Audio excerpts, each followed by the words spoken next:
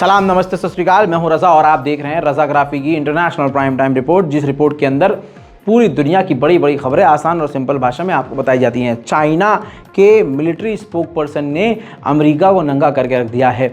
उन्होंने कहा कि 240 साल से ज़्यादा लंबा चौड़ा इतिहास है अमेरिका का, जो कि हमेशा जंग में कूदा रहता है, लेकिन सिर्फ 16 साल ही ऐसे हैं, 240 सालों में से 16 साल ही ऐसे गुजरे हैं जिसमें इसने 16 साल जंग नहीं करी। बाकी ये हमेशा जंग में रहा है और हमेशा वार क्राइम किया है। इसका मिजाज ही लड़ना है और ये शांति कभी नहीं चाहता है। साथ ही उन्होंने कहा कि वॉर एडिक्ट है वो, यानी अमेरिका को जंग की लत है। सुनिए। 反观美国，好战成瘾，建国240多年，只有16年没有打仗，在全球80多个国家和地区建有800多个海外军事基地，从阿富汗到伊拉克，从叙利亚到利比亚，美国的战争机器碾过哪里，哪里的民众。 दोस्तों, इसके अलावा इन्होंने कहा कि अमेरिका ने 800 मिलिट्री बेसिस बनाए हैं पूरी दुनिया में घूम घूम कर।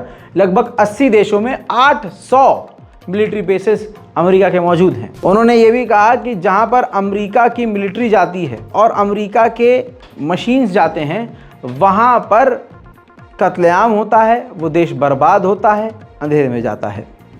वहीं तुर्की ने एक वीडियो जारी करके बताया है, ये तस्वीर देखिए, ये दिखाया है कि ग्रीस के कोस्ट गार्ड ने, ग्रीस के समुद्री सेना ने तुर्की के मछुआरे को परेशान किया है। वहीं भारत में साउथर्न आंध्र प्रदेश में 2 ट्रेन आमने सामने से एक दूसरे से टकरा गई। 13 इसमें लोग मारे गए हैं और सैकड़ों घायल हैं। बड़ा नुकसान हुआ है, तस्वीर आपके सामने है। कमाल की बात यह है कि मोदी सरकार जो गला फाड़ फाड़ कर कह रही थी कि हमने ट्रेनों को अपग्रेड कर दिया है, उसमें कवच लगा दिया है और कवच जो है अपने आप ब्रेक मार लेती है। आप देख रहे हैं कि मोदी और मोदी के भक्तों का झूठ कितना बड़ा है। ये मर भी खुद रहे हैं उसी के झूठ की वजह से, लेकिन फिर भी संभलने का नाम नहीं ले रहे हैं। भारत के इस मोदी सरकार के 56 इंच की क्या औकात है, ये समझ लीजिए।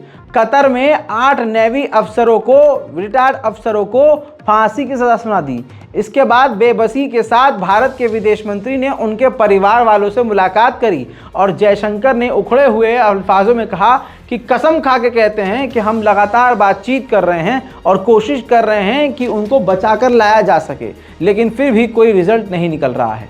निकलेगा भी क्यों? सवाल यह है कि इजराइल की जासूसी कर रहे थे वो 7 से 8 आपके नेवी ऑफिसर, आपने क्यों नहीं नज़र रखी थी? रिटायर्ड थे, लेकिन भारत की तमाम जानकारियां उनके पास मौजूद हैं। वहीं मेरे दोस्तों, 1 नवंबर को बांग्लादेश की प्रधानमंत्री, भारत के प्रधानमंत्री माननीय मोदी जी मिलकर क्रॉस बॉर्डर रेल प्रोजेक्ट का उद्घाटन करेंगे। ये जो रेल का ट्रैक बिछा है, जो जिसका उद्घाटन होने वाला है, ये 15 किलोमीटर लंबा है, जिसमें 5 किलोमीटर भारत के अंदर ये ट्रैक है और 10 किलोमीटर ये ट्रैक बांग्लादेश के अंदर है। उधर चाइना ने फिलीपींस पर इल्ज़ाम लगाया कि हमारी वार्निंग के बावजूद फिलीपींस की शिप हमारे इलाके में घुसी। हमने जब कई बार वार्निंग दी तब फिलीपींस का शिप पीछे गया। ये देखिए दोस्तों, रशिया ने क्रीमिया के ऊपर यूक्रेन के द्वारा दागे गए दर्जनों रॉकेटों को इंटरसेप्ट किया है, रोका है।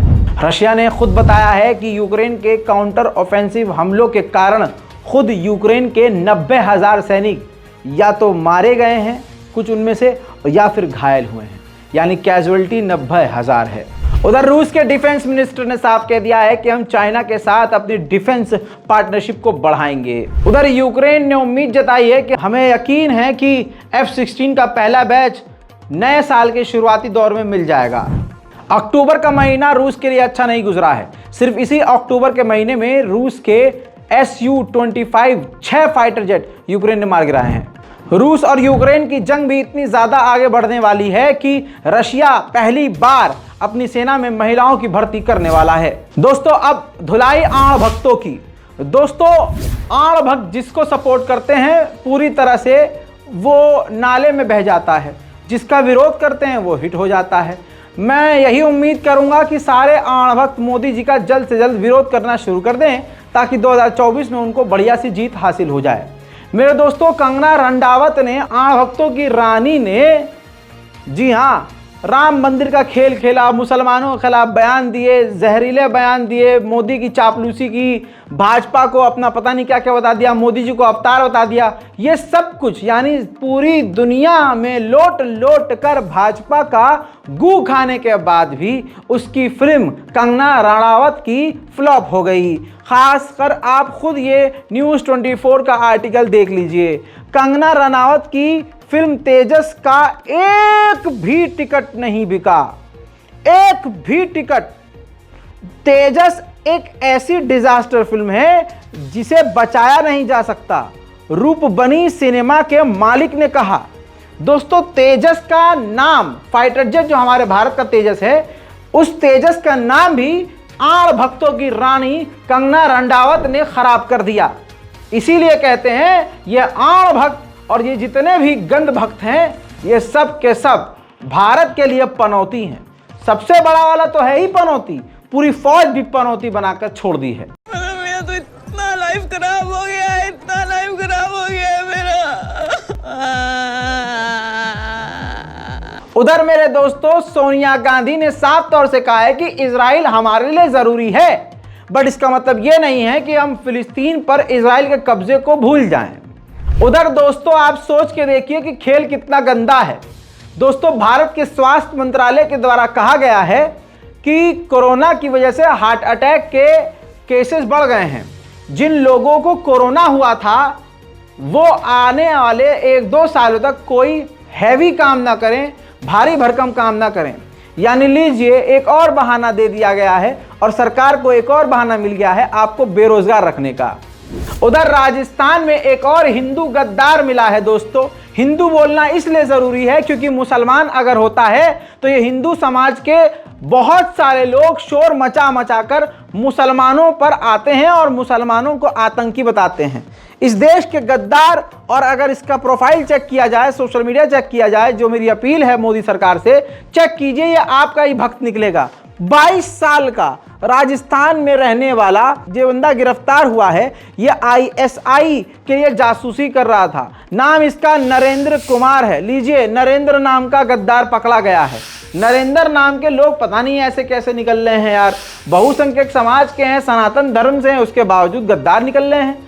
दुश्मन सिर्फ बॉर्डर के उस पार नहीं होता, घर के अंदर भी होता है। घुन दीमक बन के जीता है। इनका हिसाब चुकाते चुकाते हम खाक हो जाएंगे। बहरहाल दोस्तों, अंतरराष्ट्रीय रिपोर्ट में आज के लिए इतना ही। चैनल को सब्सक्राइब करना मत भूलिएगा। मैं हूं रजा और आप देख रहे हैं रजाग्राफी। जय हिंद।